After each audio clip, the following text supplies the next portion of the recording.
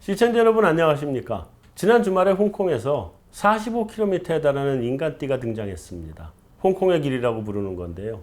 이것이 시작은 과거 1980년대 발트 3국에서 발트의 길이라고 만들었던 기나긴 인간띠를 본땄다고 합니다.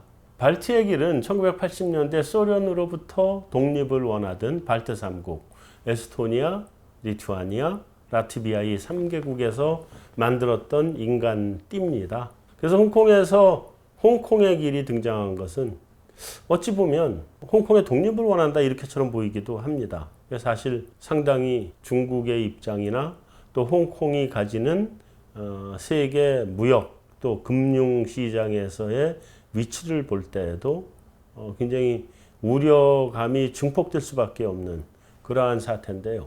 지금 우리나라 입장에서 놓고 보면 미국과 중국이 올림픽 권투 선수들 보듯이 난타전을 벌이고 있습니다. 거기에 더해서 한국과 일본이 또 난타전을 벌이고 있습니다. 그런 상태에 사실 우리가 중국으로 수출하는 상당 부분이 홍콩을 통한 중개무역으로 들어가고 있고 이래서 그 가뜩이나 어려운 우리 수출 전선에 더 어려움이 가중될 수 있는 그런 문제입니다. 그래서 오늘은 홍콩 사태의 실상 그리고 앞으로의 전망 또 우리나라 경제에 미치는 영향까지 심도 있게 조명할 필요가 있겠습니다. 오늘의 갈증 해소, 혼돈의 홍콩 그리고 한국 경제는 한상환의 오아시스 함께 하시죠. 오늘 함께 해주신 분 소개해드리겠습니다. 중국 하면 이분 이름 석자죠. 전병서 의원님 나와주셨습니다. 안녕하세요. 안녕하십니까? 네. 자, 제 핵심적인 질문부터 한번 드리고 시작을 하겠습니다. 이제 결국은 범죄인 송환법이 표면적인 이유인데 범죄인 송환법이라고 하는 건 사실 표면적인 거고 중국이 그 표방했던 일국양제, 그러니까 중국 본토의 그 정치 체제 또 홍콩의 정치 체제 이게 양쪽이 다르니까 그 부분을 그냥 어떻게든지 끌고 가겠다는 게 중국의 입장이었었는데 이게 이제 한계에 온 거 아니냐 이런 주장들도 하고 있어요. 어떻게 보십니까? 일국양제는 근본적으로 중국이 1980년에 등소평이 제시했던 배경은 홍콩 때문이 아닙니다. 네. 그래서 그것은 이제 대만 때문에 그런 것이죠. 네네. 그래서 중국의 통일이라고 하는 것은 홍콩은 이미 반환됐기 때문에 중국 땅이고 네. 대만을 통일해야 되는데 이 대만의 경우는 뭐 똑같은 홍콩과 같은 자본주의 체제이기 때문에 이것을 어떻게 수용할까 하는 것의 방편으로 네. 일국양제를 제시를 했고 네. 홍콩 같은 경우는 당시에 이것이 중국으로 들어오는 자금의 유입 창구였기 때문에 네. 이것이 막히면 문제가 될까 해서 이제 일국양제를 거기다 적용한 것이고 일국양제의 근본적인 틀은 홍콩 타켓이 아니다. 그래서 타이완이 목적인데 지금 홍콩을 잘못 다루면 네.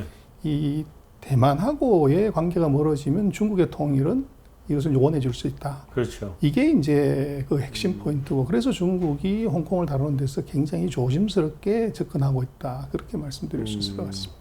일국양제로 어쨌든 홍콩에 약속한 시간이 2047년, 30년 가까이 남은 셈인데 이제 지금 문제가 이미 불거진 상황이 돼버렸단 말이죠.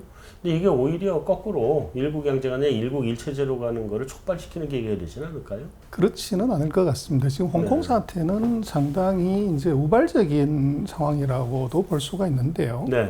그래서 중국이 범죄송환법 자체가 네. 이것이 이제 대만하고 중국과 관계에서 문제를 해결하려고 했던 것이 송환법인데 네. 그 사이에 중국이 홍콩에 대해서 그 범죄인 송환을 할 때 잘못 다룬 게 있었던 것이죠. 네. 그래서 중국 본토의 이제 재벌들, 뭐 북경하고 상해 대표적인 재벌들이 이제 부정부패 혐의로 홍콩에 가 있을 때 도망가 버리니까. 이 사람들을 이제 본국으로 송환할 때 굉장히 무리하게 네. 공항에서 호텔에서 거기서 무리하게 이제 그 체포해서 하는 과정이 그대로 노출이 됐고 네. 그것이 이제 홍콩 그 국민들 입장에서 놓고 보면 굉장한 위험으로 보여졌던 것이죠. 네. 그래서 중국이 홍콩의 그런 범죄인을 송환하는 데 있어서 좀 어설픈 것이 하나가 있었던 것 같고 네. 그다음에 이제 일국양제를 얘기를 했으면서도 이것이 중국이 오인하게끔 만드는 네. 이제 그런 발언들이 있었는데요. 그래서 작년 같은 경우에 중국이 이제 홍콩 반환 이제 20주년 그 즈음해서 네. 외교부가 그 2047년까지 이 일국양제를 허용하겠다고 하는 것이 그것은 옛날에 했던 얘기다. 이런 식의 이제 발언을 했다는 거죠. 네. 그게 이제 중국의 그런 발언이 홍콩 국민들로서는 이것을 원천적으로 이 무효화시키는 것 아니냐 하는 그런 이제 의심을 굉장히 갖게 했고, 그래서 그것이 이제 어떻게 보면 이번 사태의 그 조금 약한 부분이지 않지만 이유입니다. 그러나 중국으로서는 제가 모두에 말씀드린 것처럼 일국양제 자체는 홍콩의 이 문제가 아니고 네. 중국은 홍콩이 아니라 대만 문제를 갖고 가기 때문에 그렇습니다. 그래서 대만에 제가 볼 때는 통일이라는 것은 그 민족의 통일의 의미도 있지만 또 하나 중요한 것은 공자입니다. 공자. 그렇습니다. 그래서 지금 중국이 네. G2다. 예.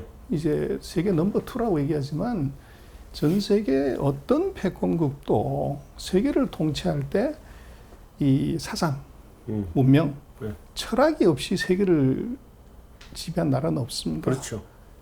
이 영국도 마찬가지고 미국도 마찬가지고 이 민주주의, 자유. 근데 지금 중국의 공산주의 문명 문화를 이걸 이 세계가 그대로 받아들이겠다고 한 나라는 거의 없단 말이에요. 네. 그렇다 그러면 중국이 지금 세계 인류 운명 공동체라는 것을 이제 아젠다로 내걸면서 패권국에 이런 그림을 가는데 거기에 지금 중국으로서는 전 세계를 아우를 수 있는 가장 좋은 철학 문명이 이미 2000년 이전에 만들어 놓은 상품이 있다는 거죠. 네. 바로 공자의 유교입니다. 네. 그래서 어짐, 인으로 세계를 이끌어안는다고 하는 것이 지금 중국이 대국으로 부상하는 데 가장 중요한, 네. 가장 딱 맞는 이제 사상 운명이지만 문제는 중국에 공자가 없다는 겁니다. 그래서 이 공산당이 중국을 집권을 했고, 네. 그래서 이 공자의 후손들이, 종손들이 중국을 떠나 공산주의가 싫어서 대만으로 이주를 해버린 거죠. 네. 그리고 1966년에 이제 문화대혁명을 하면서 이 공산당이 공자의 묘를 팠습니다. 그래서 공자가 어떤 사람입니까? 공자의 그 후손들은 네. 여전히 공자 정신을 받아들여서 꼿꼿함이 뭐 말할 수 없는 분들인데, 네. 그래서 공자의 종손들 입장에서는 자기 할아버지의 산소를 판 사람들하고 상종을 못한다.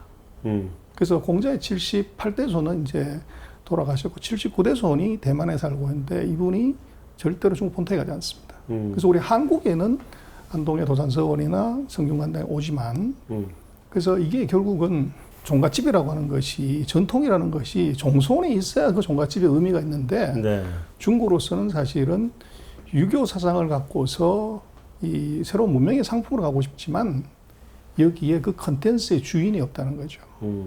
그래서 그런 이제 민족적인 통일 이외에 사실은 사상 측면에서 놓고 보더라도 중국은 대만을 이게 편안하게 순조롭게 통일하지 않게 되면 네. 이것은 힘으로 경제력으로는 뭐 세계 1등이 될지 몰라도 네. 문화적으로 문명적으로는 패권국이 굉장히 되기 어렵다. 그래서 쉽게 중국은 그 일국양제를 포기할 수 없다. 그렇게 보십니다.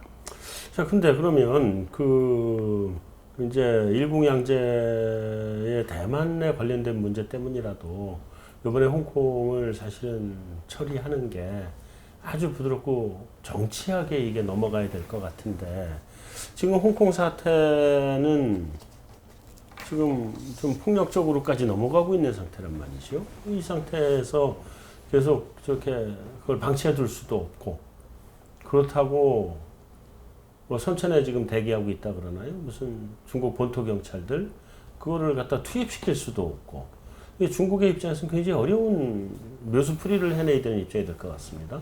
그래서 서방 세계에서는 이제 홍콩 사태를 제2 천안문 사태로 이제 발전할 것을 굉장히 우려하고 있는데요. 그렇고 있죠. 예.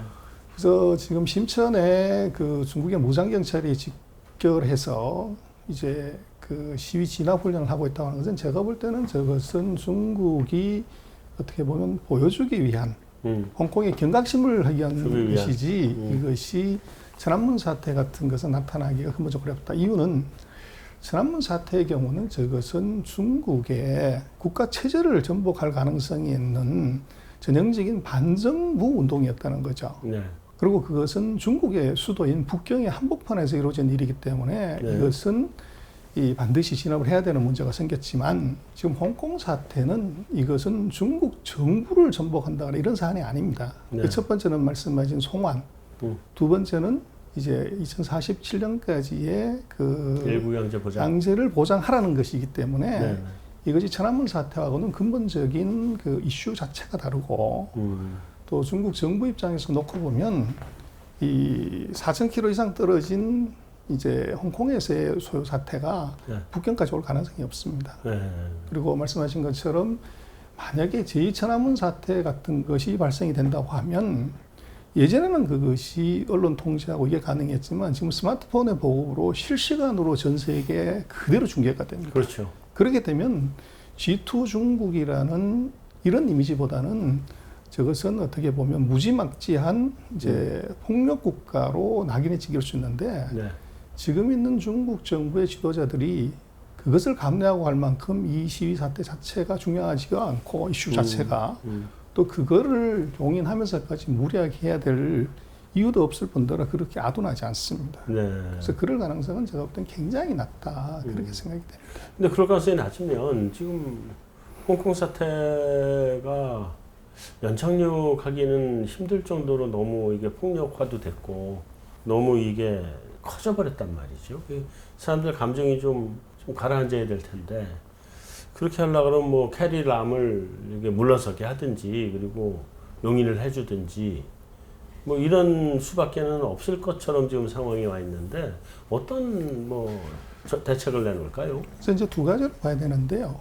결국은 이것은 굉장히 정치적인 사실은 사건이라고 봐야 되고, 그렇죠. 예. 이것이 이제 중국 내부적인 이제 권력에 관한 문제가 있습니다. 권력 구조에 관한 문제가. 예. 그래서 중국은 이제 최고 지도자들이 장쩌민 이후 30년 이상 집단 지도 체제입니다. 모택동 등소평 시대의 이 독재에서 벗어나서 그래서 7명 또는 9명의 상무위원들이 거수를 해서 과반수 찬성 이제 의사결정을 한 이런 구조인데 중국은 이 각 지역을 7명의 상무위원들이 서로 나눠서 통치를 합니다. 네. 근데 거기서 지금 홍콩 지역 같은 경우는 전형적인 상해방의 통치 관할입니다. 그래서 네. 역대 홍콩을 컨트롤하는 외교 책임자는 외교부가 아니고 홍콩 마카오 이 영도 소조라고 하는 TF팀인데 거기에 그 조장 이것은 역대로 정칭홍, 예를 들면 시진핑, 네. 그리고 지난번엔 장더장, 네. 그리고 지금은 7명의 상무위원 중에서 7번인 상하이방 출신의 한정입니다. 네. 그래서 지금 서방 세계에서는 이번 홍콩 사태가 심해지면 시진핑의 권력에 굉장히 치명타가 올 거다. 이제 이렇게 보지만 내부 구조를 놓고 보면 중국의 공청단, 대자당, 상해방의 권력 투쟁에서 홍콩 사태를 책임을 져야 되는 1차적인 책임자가 바로 상해방의 최고 책임자이기 때문에 네. 이것이 상해방의 판단 미스라는 거죠. 그렇게 놓고 보면 이 시진핑이 상해방을 이 어떻게 보면 그 제어하는데 네. 굉장히 좋은, 이게 커지면 커질수록 이것이 권력 구조상에서 시진핑에게 그렇게 불리하지 않다. 네. 그래서 이것을 조금 방치해 놓는 듯한 느낌이 보여진다는 것이고, 그리고 또 하나는 이제 이 돈입니다. 그래서 장갑차보다도 더 좋은 것은 이건 돈으로 컨트롤하는 겁니다. 네. 그래서 홍콩은 이 사업 구조를 자세히 보면 비즈니스 구조가 딱 3가지입니다. 첫 번째가 관광, 두 번째가 쇼핑, 세 번째가 금융입니다. 네. 그래서 관광과 이게 쇼핑은 과거에는 이제 서방 세계가 많이 왔지만 지금 거의 60% 3분의 2 정도가 네. 중국 본토인들입니다. 네. 그래서 중국이 과거에 우리 사드 때 했던 것처럼 요코 성출을 중단을 시켜버리면 네. 이것이 3개월 안쪽에 이제 지금도 홍콩이 마이너스 성장을 하는데 네. 치명적인 결과가 온다는 것이죠.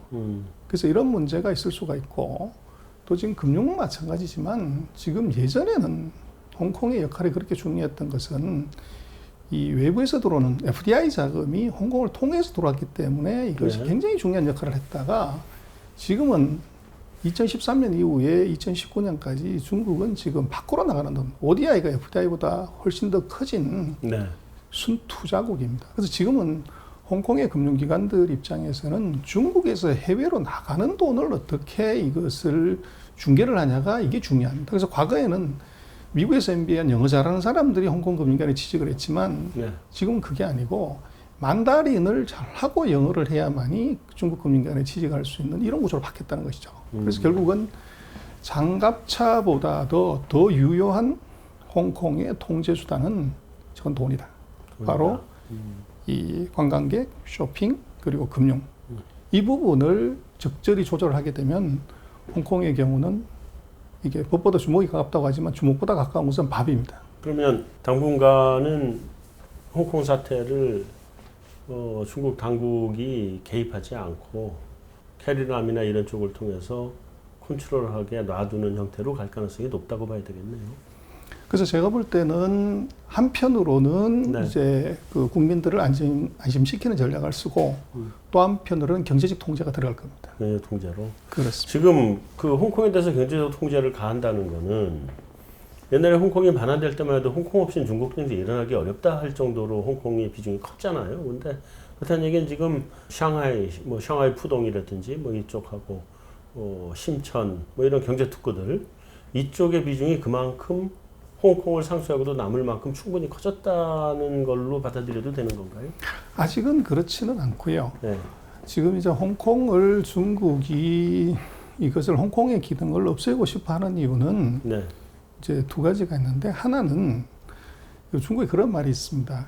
그 애국심, 충성심은 자금성, 황제로부터의 거리가 이게 얼마에 따라서 중요하다. 그래서 거리에 반비례한다. 네. 그래서 자금성하고 제일 가까운 베이징이 네. 가장 충성심이 높고 네. 그리고 이제 샹하이가 그 다음인데 샹하이는 벌써 200년 전에 이 외세 세력이 들어왔기 때문에 네. 기회만 되면 밖으로 나가려고 하는 기회주의자들이 많다. 그래서 샹하이는 철저하게 정책으로 잘 관리해야 된다. 그래서 네. 금융가가 샹하이의 루지아주에 있지만 금융정책은 저 북경에서 실시를 합니다. 네. 그리고 이제 심천 광동 지역은 이미 송나라, 명나라 때부터 이 황제가 세금을 받으려고 하면 배 타고 도망을 가버리는 거죠. 네. 그래서 이거는 뭐 어떻게 보면 A국심의 정도로 놓으면 A급이 북경이면 B급이 샹하이고 C급이 심천 광동이다. 심지어 이미 C급으로 내려가나요? 로얄티 측면에서. 예, 예. 근데 문제는 홍콩은 어떠냐 그러면 홍콩은 예. 벌써 200년 전 영국의 지배당해서 이 아들, 딸 낳고 손자, 소녀 낳고 했기 때문에 예. 이 홍콩 자체는 중국에 대한 로얄티나 애국심 애초부터 개념이 없는 나라다 이렇게 보는 그렇죠. 거죠. 예. 그래서 이게 이제 근본적으로 중국이 홍콩을 바라보는 데 있어서 이 관점이 이게 굉장히 다르고 네. 그리고 이제 중국 입장에서는 또 하나는 뭐냐 그러면 사실은 이미 97년에 반환이 됐지만 홍콩은 이게 달러 패거를 했기 때문에 네. 중국이 금리를 올리거나 내리거나 통화량을 풀거나 했을 때 이것이 홍콩에 전혀 영향을 미치지 않는다는 거죠. 네. 그래서 FRB가 금리를 올리거나 내릴 때 이게 홍콩 경제가 영향받고 소위 말하는 통화주권, 금융주권이 네. 이게 미치지 않는 취해법권 지역이라는 거예요. 그래서 이것이 오히려 중국을 더 자존심 상하게 하는 것이고 네. 그래서 이제 중국으로서는 첫 번째 홍콩의 금융기능을 이것을 본토로 가져오자. 그게 이제 그 중국이 지금 뭐 거의 10년 가까이 추진하고 있는 상해 국제 금융 중심입니다. 그래서 또 하나는 네. 결국은 홍콩의 그 무역 거래가 홍콩을 통해서 많이 들어왔던 가장 큰 이유는 초기에 자본주의 국가의 기업들이 공산주의 국가 중국에 투자하는 것은 여러 가지 요인도 많았었고 또 네. 텍스 문제가 있었기 때문에 네. 그래서 면세 지역을 통해서 들어가면 텍스 쪽에서 이제 메리트 있었거든요. 네. 그래서 중국이 이걸 해소하기 위해서 이미 중국의 6개 성 이상의 자유무역지구 프리트레이드 존을 만들었고 네. 이걸 통해서 홍콩의 자유무역 기능을 국내로 이미 와들어가기 많이 시작했죠. 분산시켰죠. 그렇습니다. 그래서 결국은 중국의 특징이 보면 우공이산입니다. 그래서 이게 삽으로 산을 파서 산을 옮기는 사람들이기 때문에 네. 편하지 않게 서서히 그 기능을 죽여나가는 거고 그래서 제가 볼 때는 홍콩은 이미 저것은 금융과 무역 기능은 이 가마솥에 든 개구리 같은 현상 그래서 서서히 이것을 편하지 않게 이제 들고 나서 이번 같은 경우에 아주 그 돌발적으로 이제 이것이 불거지는 바람에 오히려 네. 제가 볼 때는 중국은 그런 두 가지의 기능 분산, 국내로 중국 본토로 이것을 가져오는 것을 훨씬 빠른 속도로 이번을 계기로 가속화시킬 가능성이 있다. 그렇게 보십니다. 자, 어쨌든 뭐 홍콩이 아무리 중국이 이제 홍콩의 기능에 의존하는 바를 점점 줄여간다고 해도 경제적 위상을 좀 짚어보면 동경보다도 지금 금융시장이 훨씬 더 아시아 쪽에서 강자죠. 그렇습니다. 그래서 홍콩 같은 경우가 세대 그 시가총액으로는 세계 4대 시총 국가고 예. 거래소 시장으로 보면 전 세계 7대 거래소에 등극을 했습니다. 네. 그래서 말씀하신 그것이 중국이 홍콩을 함부로 건드리기 어려운 것이 바로 금융 기능인데 네. 재미난 것은 첫 번째는 지금 홍콩의 전체 시가총액의 68%가 중국 본토 기업이라는 겁니다. 그래서 실제적으로 홍콩에 이 투자를 하는 이제 많은 투자가들이 홍콩 자체를 보는 것이 아니라 중국 본토에 투자하고 싶은데 여러 가지 제약 요인도 있고 정보의 어떻게 보면 제한도 있고 네. 그래서 이제 홍콩에 상장된 중국 본토 기업을 투자를 하다가 보니까 이게 커지는 거죠. 네. 그래서 이게 하나 있었고 그다음에 중국 같은 경우는 자본시장을 개방하지 않았기 때문에 이제 그런 홍콩이라는 시장을 어떻게 보면 중국의 대체물로서 바꾼 거죠. 대체 투자처로 들어갔죠. 그래서 지금으로 놓고 보면 그리고 또 하나는 이제 중국이 그 사이에 그 해외 자금 조달을 할 때 우리는 이제 외채를 많이 쓴다고 그러지만 그 사이 중국의 레이팅이 나빴기 때문에 채권 발행을 많이 한 게 아닙니다. 네. 그래서 기업들의 그 펀드레이징을 하는 걸 보면 거의 해외 조달 자금의 한 45%를 이걸 홍콩을 통해서 기업이 조달했던 거죠. 네. 그래서 만약에 이것이 문제가 되면 중국 상장 기업들, 이 기업들의 이 자금 조달에 문제가 네. 생겼고, 네. 그래서 이제 그 비중이 지금 같은 경우는 한 27, 8%로 많이 떨어지긴 했습니다만은, 네. 이제 그런 이유가 있어서 함부로 사실은 홍콩을 과거에는 네. 금융기능 때문에 어떻게 쉽게 손대기 어려웠지만, 지금은 이게 과거에 비해서 상황이 많이 달라졌고, 네. 또 최근에 놓고 보면 중국 안에다가 이제 매력적인 시장들을 자꾸 만들기 시작하는 거죠. 네. 그래서 이 중소기업들이 상장해준 중소기업반이라든지 그 첨단 기업들이 들어가는 창업반이라든지 그리고 금년 7월달에 만든 이 테크놀로지 보드 거추항반이라고 그러는데 네. 이런 시장을 이제 중국 안에 계속적으로 만들고 있고 그래서 이걸 통해 가지고 중국의 그 자금 조달 자체를 중국 내에 홍콩을 가지 않게끔 만드는 네. 이제 이런 이제 정책들을 계속 쓰고 있는 것이죠. 이 홍콩이 근데 정치적인 불안이 좀 장기화되다 보니 홍콩의 경제 쪽으로 조금씩 이제 전이되는 효과가 나오고 있다는 얘기들이 있던데 어느 정도나 지금 홍콩 경제가 위축이 되고 있는 상태인가요? 근데 이제 홍콩 경제는 잘 아시는 것처럼 인구 740만의 이제 작은 도시이기 그렇죠. 때문에 도시. 네. 그거를 이미 보면 이제 아시아 사룡 이 닉스 4개 나라의 성장률은 다 2%가 안 됩니다 지금. 네. 그래서 그 트렌드에 이미 들어왔고 그 홍콩 자체는 아까 말씀드린 것처럼 이제는 중국의 기업들이 금년 2019년에 보면 포춘 500대 기업의 최대 기업 수를 가진 나라가 미국이 네. 아니고 중국입니다 지금. 네. 그래서 그렇듯이 그 얘기는 무슨 얘기냐면 과거에는 중국 기업들이 국제적인 경험이나 금융 경험이나 이런 것이 없어서 홍콩을 통해서만 이제 교육하고 펀딩하고 했지만 네. 지금은 다이렉트로 얼마든지 갈 수가 있다는 것이죠. 그리고 지금 같은 경우는 사실은 서방 기업들 같은 경우도 자유무역지구나 또는 중국 기업과 다이렉트로 거래를 할 수가 있는데 과거하고 같은 관성으로 이 텍스 문제라든지 언어 문제라든지 예. 법률 문제 때문에 홍콩을 그냥 경유해서 들어왔고 그래서 지금 같은 경우는 그 교육 기능 자체도 이것이 중국 기업들이 다이렉트로 세계 어떤 기업들하고 거래할 수 있는 능력이 지금 된다는 거죠. 네. 그래서 그렇게 놓고 보면 이제 과거와는 굉장히 다른 차원으로 이걸 볼 수밖에 없다. 그렇게 생각됩니다. 홍콩이 그 우리나라 입장에서 보면 그 이제 굉장히 중요한 금융 중심지이기 때문에 우리가 홍콩 시장에서 조달하는 자금이 이제 크지는 않은 것 같아요. 근데 그럼에도 불구하고 금융 시장에 영향이 생길 때 우리한테 올 파급 효과도 크고, 그다음에 우리의 대중국 수출 중에 상당 부분이 홍콩을 통해서 이제 중개무역으로 넘어가잖아요. 그래서 우리한테는 홍콩이 굉장히 중요한 지역이 될 텐데 문제가 터지면 우리한테는 타격이 좀 클 수밖에 없을 텐데 홍콩이 블랙스완처럼 돼버릴 가능성은 있나요? 그래서 이제 뭐 그렇게 많이 우려를 하시죠. 네.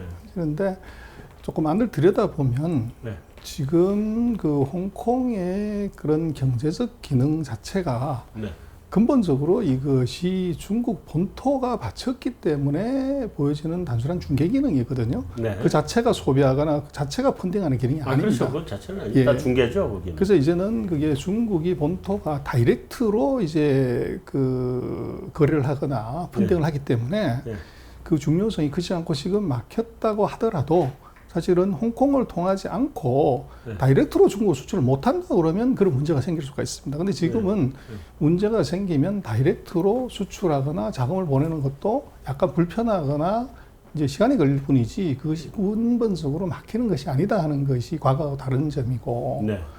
그리고 지금 이제 중국의 상황에서 놓고 본다고 하면 이 홍콩 자체가 이것이 예전 같았으면은 이제 무역 거래의 중요한 어떻게 보면 통로였지만 지금 중국 정부가 바라보는 홍콩 이것은 중국 기업들이 다이렉트로 수출할 수 있기 때문에 이 중요성이 떨어졌는데 지금 시진핑 정부 들어서 홍콩은 어떤 관점으로 또 하나 보냐 그러면 부패 자금의 해외 유출 또 해외의 한만이들이 무역을 가정해서 저 시자마오이라고 중국말로 그렇게 얘기하는데 이게 이제 중국으로 우리 같은 검은 머리 외국인이 돈을 갖고 들어오는 창구로 이것이 활용이 된다는 거죠. 네. 그래서 중국이 최근 이제 7년 동안 그 부정부패 단속을 굉장히 세게 했고 그 와중에서 차관급 이상의 고위 이제 당국자가 440명 이상이 이제 낙마를 했는데 거기에 이제 두려움을 느낀 많은 돈들이 이제 홍콩이 가장 좋은 창구로 가기 시작했다는 거죠. 그래서 지금 중국 당국의 관점에서는 이 홍콩의 무역을 가장한 자금 세탁이나 자금 유출 이제 이런 쪽으로 색안경을 깊이 쓰고 있다는 거죠. 그래서 이것이 이제 과거하고는 좀 다른 점이고 우리 한국 같은 경우는 뭐 중국 직수출이 한 27, 8% 그리고 홍콩을 경유하는 것이 우리 전체 수출의 한 7, 8%인데 그 지금 우리가 수입하는 것은 홍콩이 거의 없습니다. 그래서 이것은 이제 어떻게 보면 그런 거래 편의, 세금의 편의 그 사이 관행 때문에 들어갔던 것이고 최종 엔딩의 목적이 홍콩이 아니기 때문에 지금 그 중요성이나 이런 것들은 이제 만약에 막혔다고 했을 때 우리가 이 중국으로 들어갈 수 없다거나 그런 문제가 되지만 지금 아까 말씀하신 것처럼 홍콩이 하려고 했더니 문제가 됐다 그러면 홍콩 공항이 막혔으면 심천공항으로 가서 거기서 우리 같은 KTX 기차 타고 가면 뭐 1시간이면 홍콩까지 들어올 수가 있거든요. 그래서 이런 이제 상황이기 때문에 과거에서 봤던 그런 홍콩의 기능 또 과거와 똑같은 그런 금융과 자본 조달 기능으로서의 홍콩은 이미 죽었다. 그 홍콩이 그렇게 비중 있게 봐야 될 필요가 있는 지역은 아닐 수도 있다. 그렇습니다. 오히려 이제 우리 같은 경우는 아까 말씀드린 것처럼 중국 정부가 홍콩을 어떻게 바라보냐 하는 것에 대해서 또 그리고 지금 이 중국의 자유무역 지구들이 대대적으로 커지고 있기 때문에 꼭히 이제 홍콩을 통해서 들어가야 되냐 이제 꼭히 그럴 필요가 없다는 거죠. 그래서 오히려 지금 홍콩 사태가 이렇게 더 악화가 되면 중국은 그 기능을 계속적으로 줄이고 이게 낮추게 할 가능성이 높게 되고 그래서 한국으로서는 지금 홍콩을 경유하는 수출을 계속하기보다는 오히려 이제는 중국과 다이렉트로 거래하는 것이 이것이 이제 우리로서는 또 오히려 안전한 방법일 수 있다는 거죠. 우리 그 상당수의 투자자들이 홍콩 H대 등가뭐 이런 쪽에 지금 돈이 많이 들어가 있잖아요. 그거는 좀 일시적인 충격이 오지 않을까요? 어떻게 보세요, 그 부분? 그래서 이제 뭐 한국 같은 경우는 그 홍콩에 투자한다기보다는 홍콩을 통해서 중국에 투자한 거죠. 그래서 흑광동, 청간통에 투자를 이제 많이 하게 돼 있는데 이제 우리로서는 오히려 이제 ELS 같은 것이 문제가 되죠. 그래서 이제 유로라든지 또는 이제 아시아 쪽에서는 이제 홍콩 H를 많이 집어넣기 때문에 그래서 이게 이제 문제가 되면 이 뭐 지금 최근에 독일하고 관련되는 이제 금리 상품처럼 그 리스크를 생각할 수 있는데 이게 또 이제 약간 다른 점은 뭐냐 그러면 이게 지난번에 한번 그 ELS 사태가 있어가지고 굉장히 많이 고민도 했었고, 네. 근데 이 전 세계 주가가 다 올랐습니다. 최근 뭐 2년 사이에. 네. 근데 문제는 홍콩하고 중국 이쪽은 최근 1년간을 놓고 보면 주가가 별로 오른 게 없어요. 네. 그래서 과거 같은 경우는 주가가 폭등했다가 이것이 이제 떨어지는 바람에 크게 문제가 빠졌죠. 됐는데 예. 지금 뭐 H 같은 경우들은 뭐 11,000, 12,000에서 거기서 이제 하이였고 과거에는 14,000 예. 뭐 이렇게까지 갔다가 근데 지금 이게 한 9,900, 뭐 9,000선이기 때문에 네. 이것이 그 사이에 많이 오른 것이었기 때문에 사실은 폭락의 가능성도 굉장히 떨어지고 네. 또 과거에 이제 우리가 ELS 상품을 만들었을 때 이제 그 락인 베리어를 지금은 이제 지난번에 하도 혼이 났기 때문에 네. 적어도 이제 50%, 60% 이상으로 폭을 넓혀 놓은 거죠. 물론 기대 수익률은 떨어지지만. 네. 그래서 지금 같은 경우라 그러면 적어도 이제 인덱스가 7,000대 언저리로 떨어져야 이게 이제 문제가 생긴다는 거죠. 네. 그래서 거의 한 40~50% 떨어져야 되는데 뭐 그렇게 된다 그러면 그건 홍콩 문제가 아니라 전 세계적인 리스크가 와야 그런 문제가 이제 생길 것 같고 그래서 지금 한국은 오히려 주식보다는 오히려 이제 ELS에 관한 이제 걱정을 조금 더 해야 되지만 지금 과거의 경험 때문에 그 네. 상품의 구조상으로도 그렇고 최근에 이 주가 수준을 놓고 보면 그렇게 이제 50% 정도까지 더 밑으로 갈 가능성 네. 그것은 굉장히 낮게 봐야 되는 거 아닌가 싶습니다. 그러면 그렇게 큰 문제는 없을 가능성이 크다. 그래서 뭐 케어풀리 워치는 네. 해야 되겠지만 지금으로 네. 봐서는 그렇게 시리어스하게 볼 건 아니다. 그럼 그선 소장님 말씀에 하면 이제 홍콩의 사태가 오더라도 우리한테 뭐 무역이라든가 금융이라든가 이렇게 큰 충격은 없을 거고 또 중국으로의 직접적인 거래 관계나 이런 걸 틀면 대응이 충분하다 이런 말씀이셨는데 그럼 지금 홍콩에서 벌어지는 사태 자체는 우리는 뭐 이렇게 지켜보는 정도면 충분한 건가요? 그래서 근본적인 전제가 이것이 천안문 사태와 근본적으로 다른 것이 있기 때문에 네. 이것이 그 진압 사태까지 갈 그런 가능성이 굉장히 낮아 보이고 네. 또 한국으로서는 이제는 이게 대안이 교역 기능에서는 대안이 있기 때문에 네. 그 부분을 볼 필요가 있다는 거죠. 물론 단기적인 그 교역이라든지 금융에서 충격은 피할 수 없습니다. 네. 그래서 지금 이게 우리가 돈을 넣어 놓은 상태에서 이것을 어떻게 처리할 수 있는 방법은 없고요. 네. 그러나 이제 다행스러운 것은 과거하고 달리 상황이 바뀌었다는 거죠. 그러니까 우회로가 있다. 그렇습니다. 그래서 그렇게 비관적으로 볼 상황은 아닌 것 같고, 그리고 이제 홍콩 자체에 대한 익스포저는 이제는 우리가 기업이든 투자가든 이건 많이 줄이고, 네. 대신 이제 다이렉트로 길이 뚫린 중국 본토 비중을 어떻게 조금 높일 거냐, 네. 이걸 고민해야 될 것 같습니다. 마지막으로 이제 하나만 더 여쭤보고 마무리하겠습니다. 그 중국이 이번에 홍콩을 처리하는 게 이제 홍콩의 미래에 대해서 일국양제라고 하는 걸 좀 적용을 해준 상태고 그 부분이 앞으로 대만의 문제도 그렇고 또 중국이 세계의 지도자 국가에 이제 반열에 올라섰는데 그거를 이제 지위 유지하기 위해서도 홍콩 사태의 홍콩의 정치적인 체제 이런 부분에 대해서 중국이 좀 장기적인 플랜을 가지고 갖고 가야 될 텐데 이게 홍콩이 이제 민주주의 형태로 몇백 년을 살았던 거잖아요. 그러다가 이제 바뀐 건데 한 150년 이상 살다가 바뀐 건데 중국이 홍콩의 미래를 어떻게 정리를 해나가지고 가야 될까요? 이게 다들 지금 지켜보고 있는 그 관점인 것 같아서. 제가 볼 때는 지금 중국의 관심은 홍콩이 아니라 대만입니다. 네. 그리고 홍콩의 금융기능, 교역기능은 이미 중국 본토가 빨아들이기 시작을 했기 때문에 네.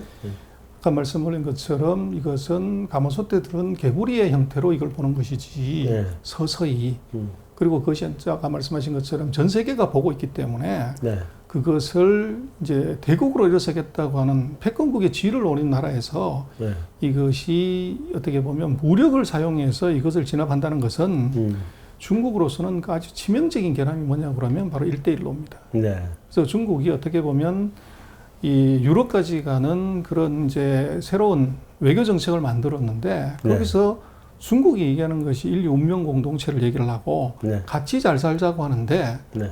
거기에 지금 70개 이상의 나라들이 들어와서 중국을 보고 있다는 거죠. 그렇죠. 그런데 거기서 이게 대만 문제, 홍콩 문제도 제대로 처리 못하는 대국이 어떻게 다른 나라를 이게 통제할 수 있냐. 그렇죠. 그래서 홍콩 문제를 심각하게 처리하게 되면 1대1로가 날아가는 문제가 생깁니다. 네. 그래서 중국은 절대로 홍콩 문제를 무리하게 진압할 필요가 없을 거고, 그리고 네. 그것은 아까 말씀드린 것처럼 금융 기능과 교육 기능을 이거를 약화시켜 버리면 네. 시간의 이 칼로서 홍콩을 이거 얼마든지 길들일 수 있다.